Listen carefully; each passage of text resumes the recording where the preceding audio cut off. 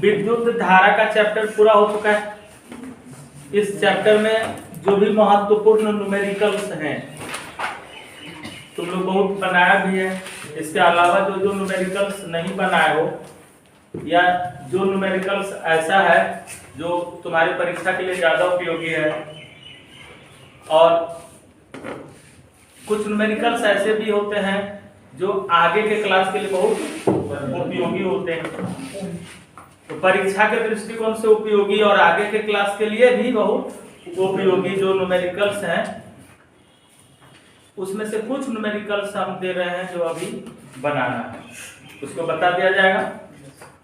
ऐसे और जितने सारे न्यूमेरिकल्स बनाए गए हैं इसमें जो नहीं बना तुम लोग भी पूछ सकते हो, जो जो न्यूमेरिकल्स नहीं बना उसको बता देंगे, तब मान लिया जाएगा कि यह चैप्टर खत्म हो गया।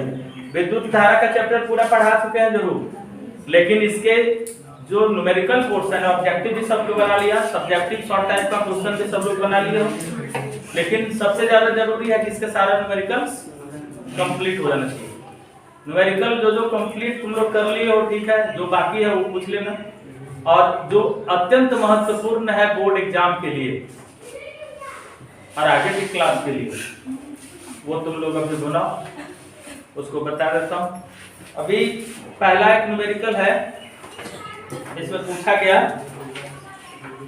यदि दो चालकों को लिख लेना न्यूमेरिकल्स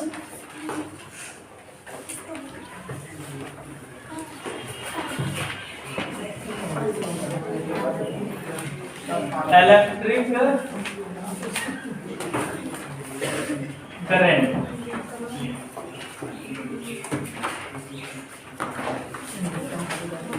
फिजिक्स क्लास 10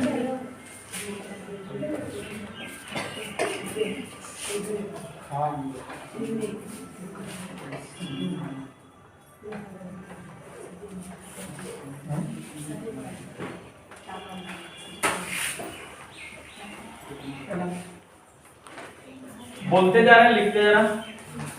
यदि दो चालकों को श्रेणी क्रम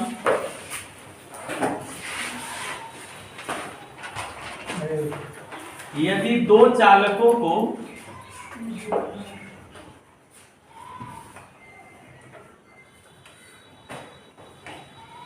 श्रेणी क्रम तथा समानांतर क्रम में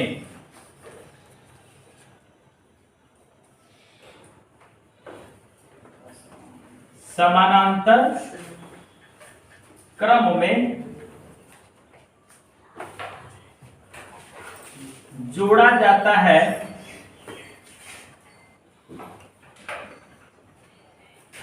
तो उनके समतुल्य प्रतिरोध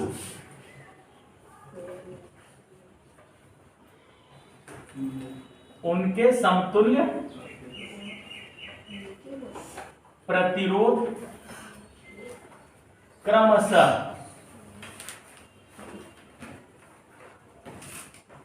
20 ओम तथा 5 ओम प्राप्त होते हैं।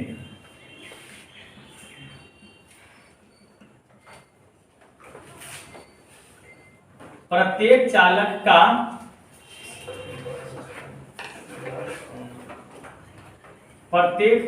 का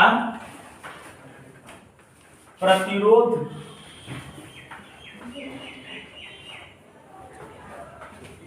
ज्ञात करें।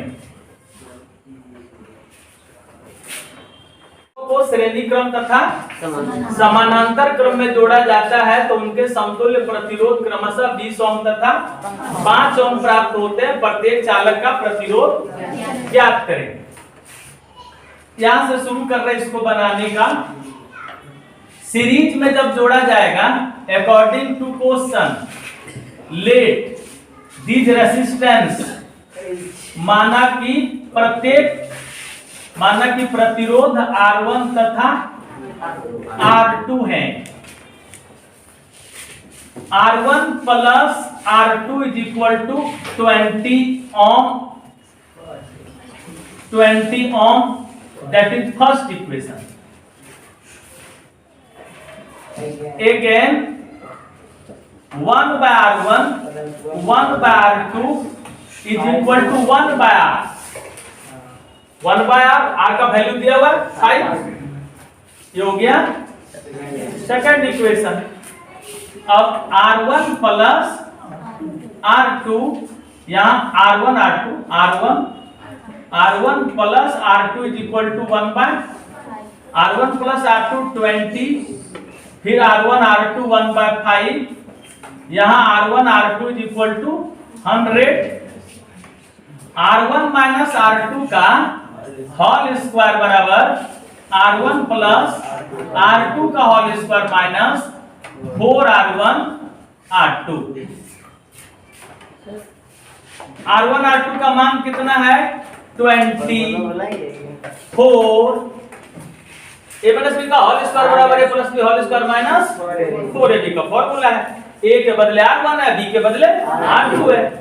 4 R1 R2 का मान 100।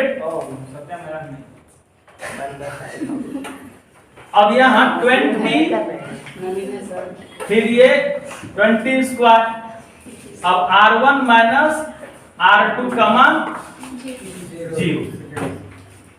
अब फर्स्ट एंड सेकंड से R1 प्लस R2 का वैल्यू 100 है, ये 20 है R1 प्लस, और ये R1 माइनस R2 का वैल्यू 0 है, कट गया। 2R1 20, R1 20 upon 2 10, R1 is equal to 10 ohm. First equation में R1 का मान रखने पर R1 plus R2 is equal to 20, R1 10 plus R2 20, R2 20 minus 10, R2 10 ohm. R1 10, R2 10 ohm answer. Note करो जल्दी।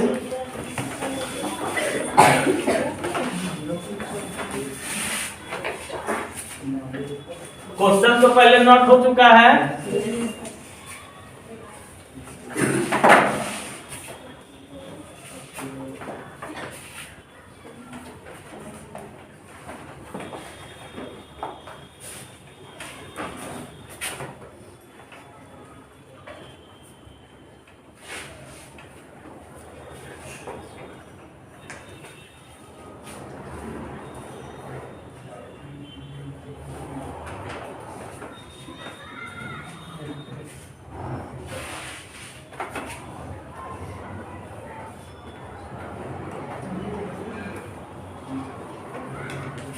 Sir वहाँ पे भी सेकेंड प्रश्न नहीं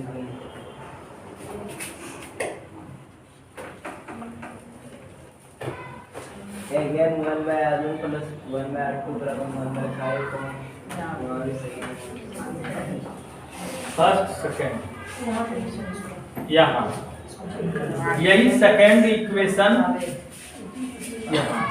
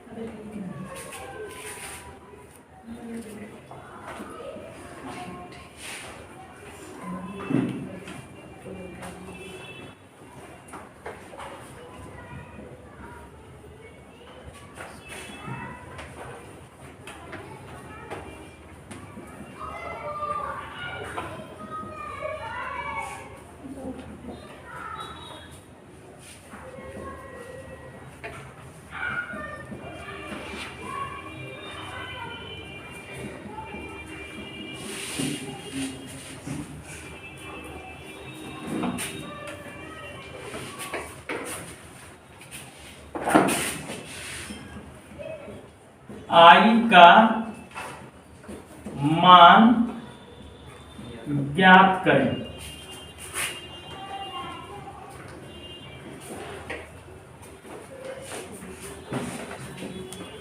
इस क्वेश्चन में 4 बैटरी लगी हुई है।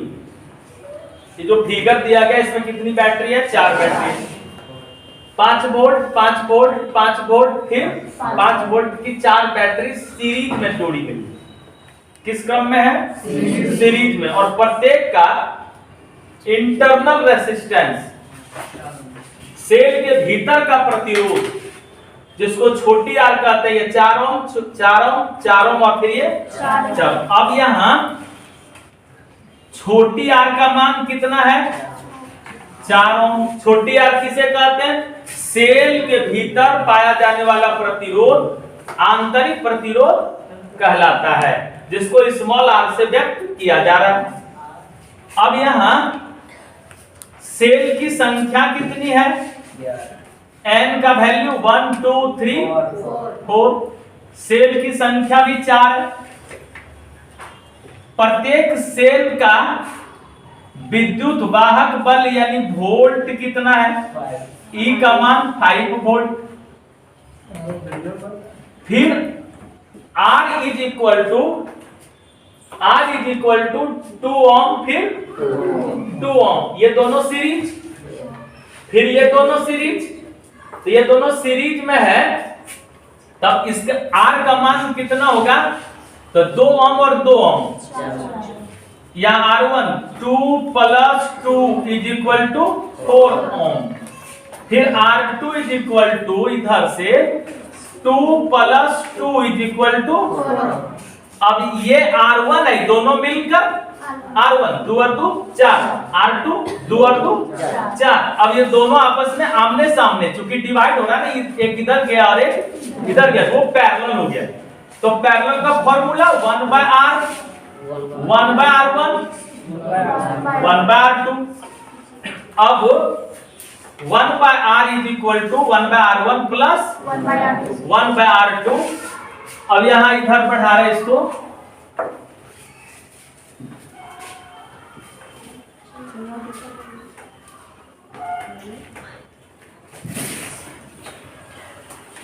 तो 1/R is equal to 1/R1, R1 का मान 4 ओम, 1/R2, फिर R2 का मान 4 ओम। ये 4 1 प्लस 1 2/4 1/R ये कटा, इसलिए R का वैल्यू 2 ओम। अब इसमें I का मान हमको निकालना है। I पूछा जा रहा है। I बराबर ओम का नियम का था ना, I बराबर V बटे R। तो टोटल V मतलब टोटल NE, NE E ही तो V है, V वोल्ट होता है और E विद्युत वाहक बल है। तो हम यहाँ NE लिखें, चाहे हम वोल्ट के रूप में, यहाँ E दिए ना 5 वोल्ट, ये E है, सब E है।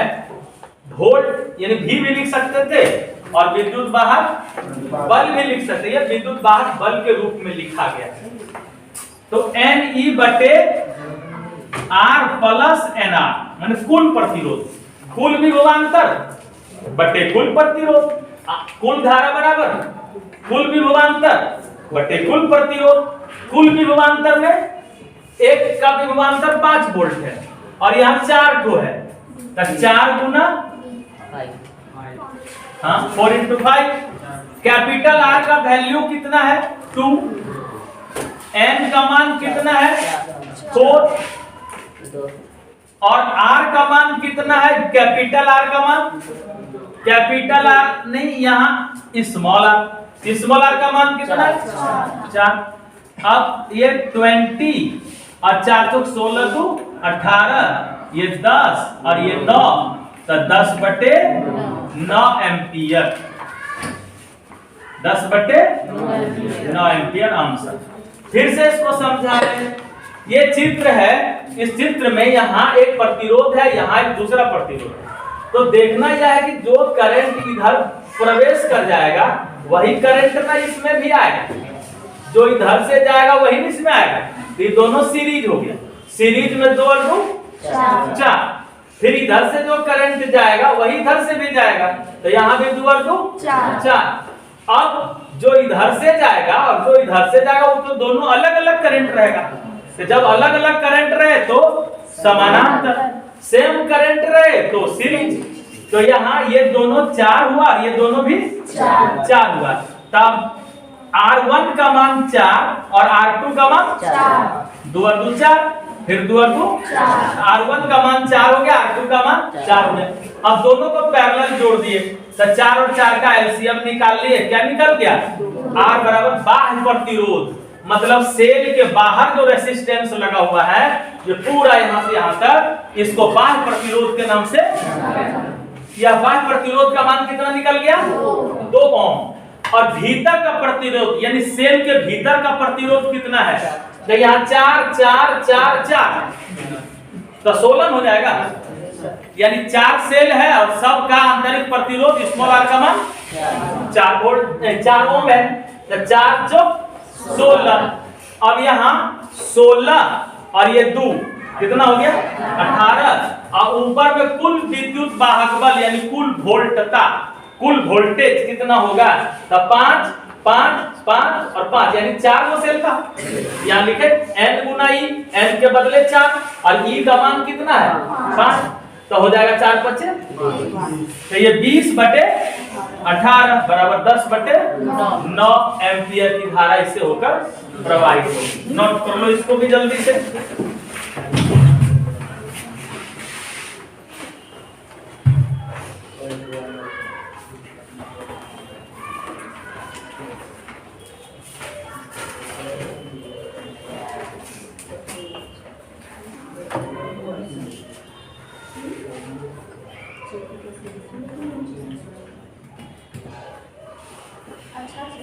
यदि किसी तार को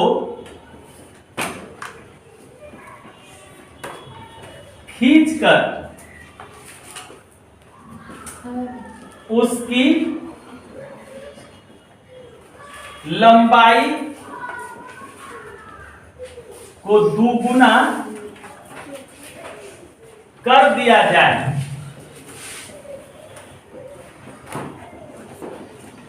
दुगुना कर दिया जाए तो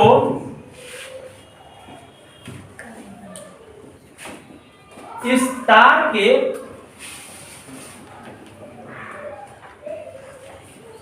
प्रतिरोध की तुलना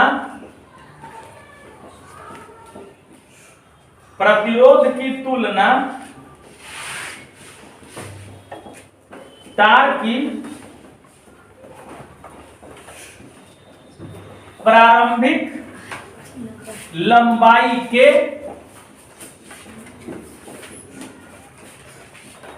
प्रतिरोध से करें।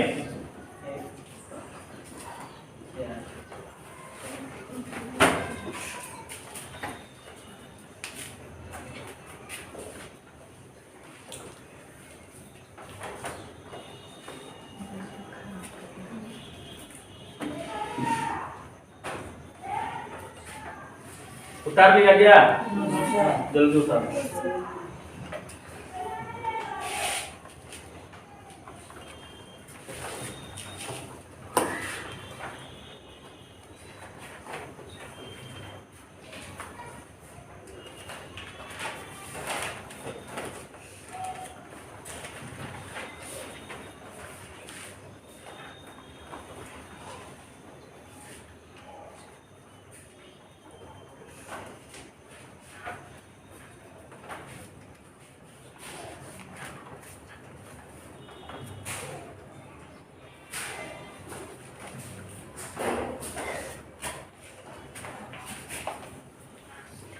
किसी तार को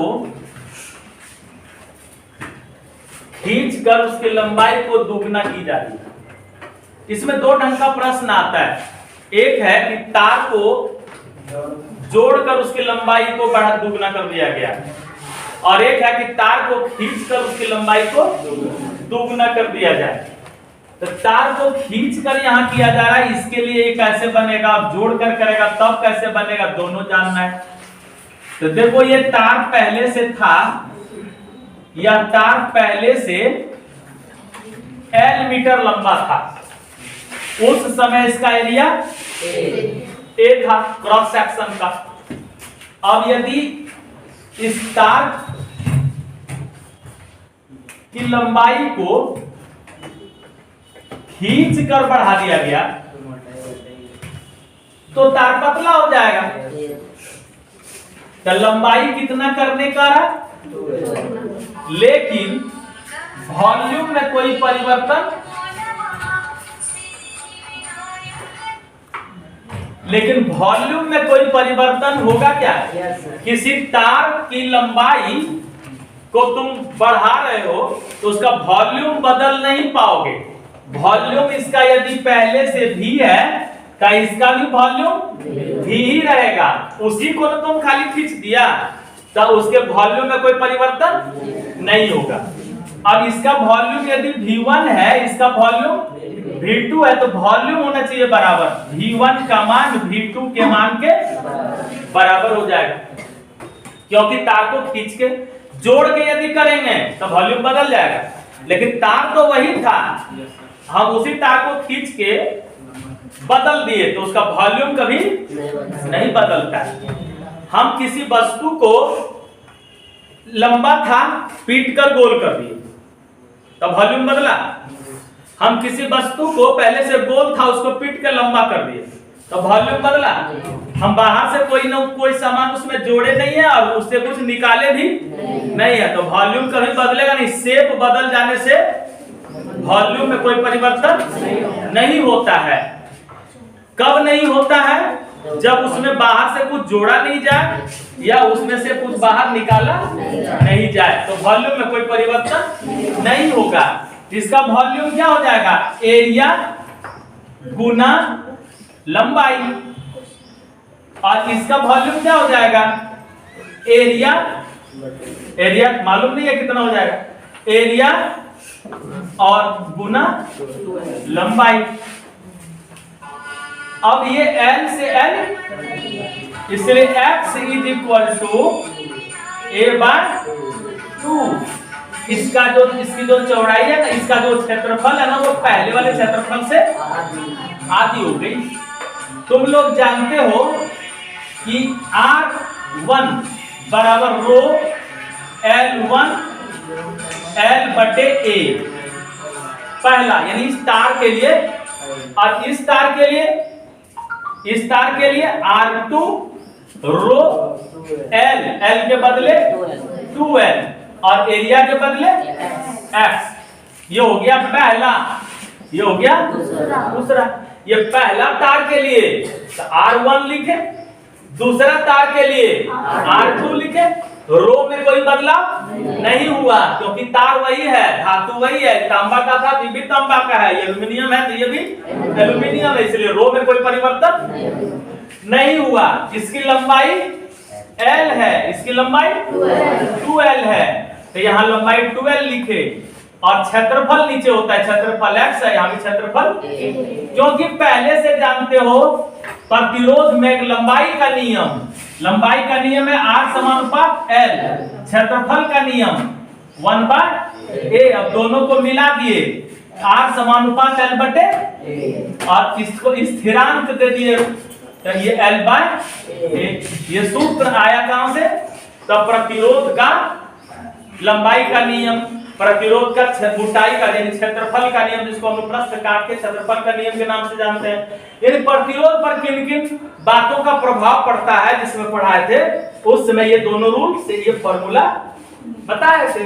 अब यहाँ हम भागा दे दें, पहला में दूसरा से भागा देंगे तो R1/A बराबर रो L/A, और यहाँ है रो 2L/X, रो से रो L से L, तो यहाँ हो गया R1/R2। अब ये चल जाएगा X ऊपर A नीचे, और एक 2 है, ये 2 कहाँ रहेगा, ये 2 कहाँ आएगा, किस जगह 2 रहेगा, तो 2/x था ना, ये x ऊपर चल गया तो 2 यहाँ गया 2। अब यहां लिखते हैं R1/R2 बराबर x का मान क्या है a/2 और फिर है a और फिर यहाँ 2 ऐसे, तो R1/R2 बराबर तार के प्रतिरोध की तुलना तार की प्रारंभिक लंबाई से करें।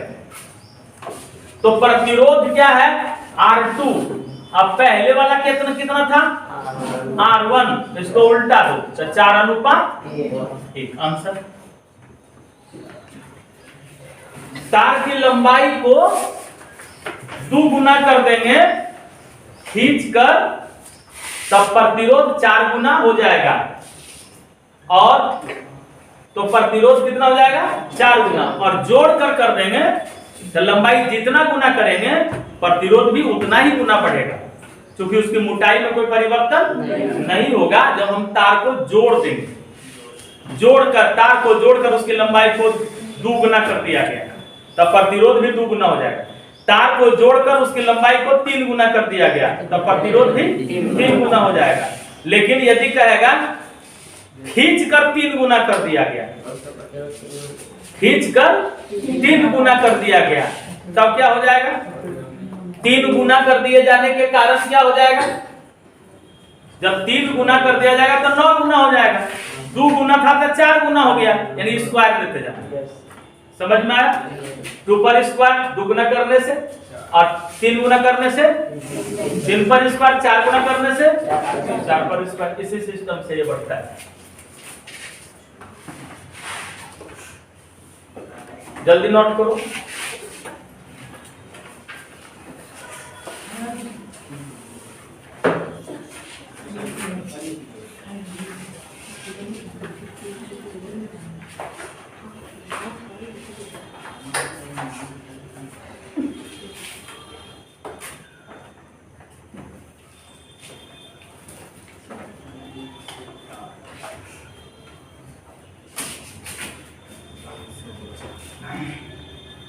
सौ वाट और 25 वाट के 2 बल्ब, 100 वाट तथा 25 वाट के 2 बल्ब, 100 वाट एवं 25 वाट के 2 बल्ब समानांतर क्रम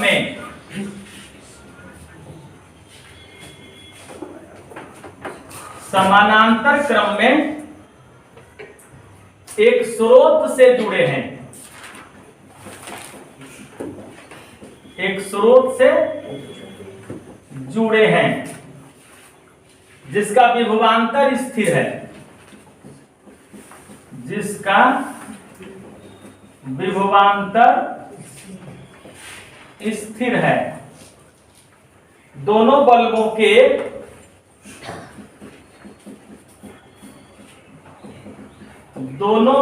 के प्रतिरोधों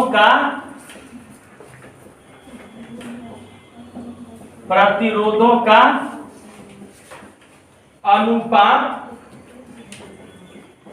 ज्ञात करें।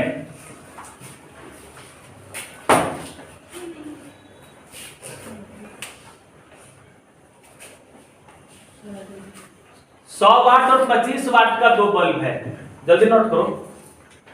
100 वाट एवं 25 वाट का 2 बल्ब समानांतर क्रम में जुड़े हुए हैं और सोर्स एक है, इसका विभवांतर स्थिर है।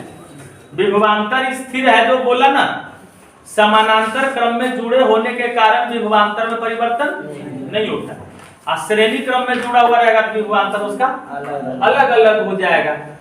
तो विभवांतर स्थिर है, दोनों बल्बों के प्रतिरोधों का अनुपात ज्ञात करें।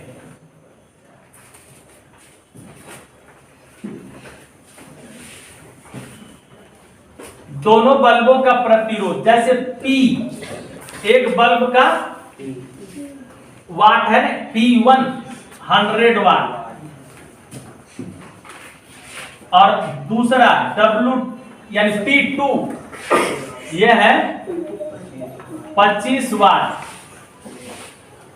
अब जानते हो P1 बराबर V स्क्वायर बटे R, V स्क्वायर बटे R1, और P2 बराबर V स्क्वायर बटे, ये पहला दूसरा, दो समीकरण हो गया। अब हम इसमें भाग दे देंगे। अब देखो P1 बाय P2 बराबर V स्क्वायर R1 R2 बटे V स्क्वायर, भागा हुआ उल्टा हो जाएगा, ये V स्क्वायर कट गया, तो यहां हो जाएगा R2 बटे R1, प्रतिरोधों का अनुपात कहता है ना, R2 बटे R1 बराबर P1 बटे P2। जब हम R1 ऊपर कर दें, पहला बटे दूसरा, पहला R1 दूसरा R2, तो ये हो जाएगा P2, ये हो जाएगा P1। P2 का मान कितना है, अब P1 का मान कितना है, तो R1 बटे R2 बराबर 1:4 अंश। जल्दी नोट करो।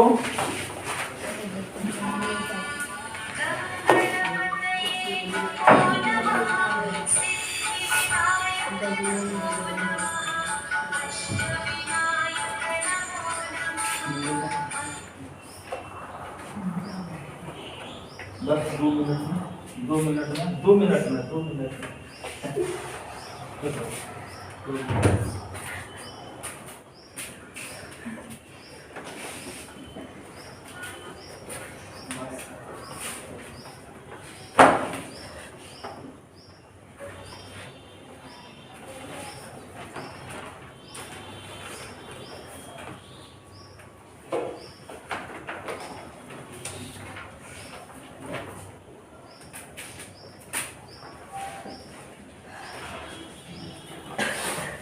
बिजली का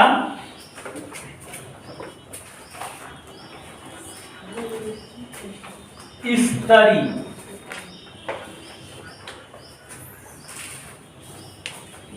220 वोल्ट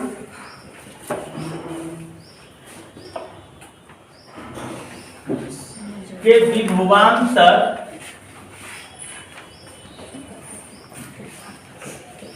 वाले स्रोत से 2 घंटे तक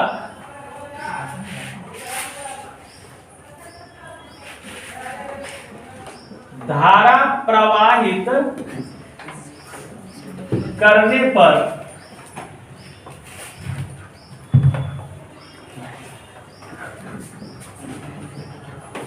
कितनी विद्युत ऊर्जा का उपभोग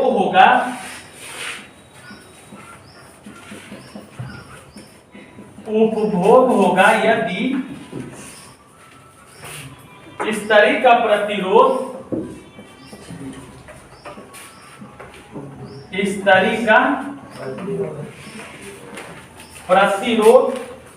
88 ओम है, 88 ओम है। इसमें इस क्वेश्चन में कोई भी क्वेश्चन है तो पहले तो नियम है ना कि इसमें क्या क्या दिया हुआ उसको नोट करना चाहिए। तो बिजली का स्तरी में ये दिया हुआ क्या है, 220 वोल्ट, यानी V का मान 220 वोल्ट, और टाइम दिया हुआ है 2 घंटा। विद्युत ऊर्जा का उपभोग होगा, विद्युत ऊर्जा W निकालना है, वाट नहीं निकालना। यदि स्तरी का प्रतिरोध 88 ओम है, प्रतिरोध R का मान 88 ओम, और निकालना है इसमें हमको W बराबर वाट।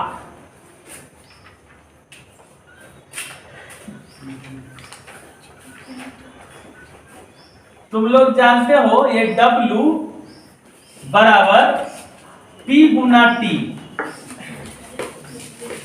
P गुना T, और P बराबर V स्क्वायर बटे R, और उसमें T, तो V का मान 220 और फिर 220,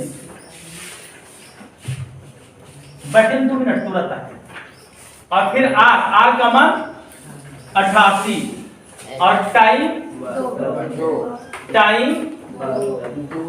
2 घंटा, टाइम 2 घंटा, किलोवाट घंटा में इसको बदल देंगे। यहाँ पूछ रहा है कितनी विद्युत ऊर्जा का उपभोग होगा, kWh में इसको निकालना है। अब किलो बनाएंगे, अभी तो वाट है ना, ये V स्क्वायर बटे R 220 वोल्ट दे रहे हैं, और बटे R 88 हो गया, और 220 से गुना हो गया, यहाँ से यहाँ तक, यहाँ से यहाँ तक ये वाट है। P का मान यहाँ देख लो, P गुना T, P का मान V स्क्वायर बटे, तो 220 गुना 220 बटे 88, किसका मान हो गया? P का, और टाइम इसमें गुना कर दिए, और जब हम किलोवाट में बदल दो यहाँ लिख दिया ना, तो इसको हम लिख सकते हैं। अब नेक्स्ट स्टेप में अभी यहाँ 22 गुना, ये 220 गुना 220 है, 220 गुना 220 बटे 88, इसको किलो बनाएंगे ना तो 1000 से भाग देंगे, और ऊपर में 2 कट गया, यहां तक कटा। अब इसको 22 4 88 4 2 11 2 कैंसिल, 11 बटे 10 बराबर 1.1 किलोवाट घंटा आंसर। इसको यूनिट भी बोलते हैं, 1.1 यूनिट, या इसको BOT भी बोलते हैं, 1.1 BOT। तीनों रूप में आंसर जानना है, जैसा ऑप्शन रहेगा कर सकते हो, लेकिन यहां तक ही ज्यादा ठीक है। किलोवाट घंटा को ही यूनिट बोलते हैं, किलोवाट घंटा को ही BOT कहते हैं। BOT और यूनिट एक ही चीज है, ये पूरा नाम है डिटेल में, और ये है शॉर्ट में। बोर्ड ऑफ ट्रेड यूनिट इसी को बोलते हैं, यूनिट। तो ये प्रभावी आंसर यहीं तक है, 1.1 किलोवाट घंटा।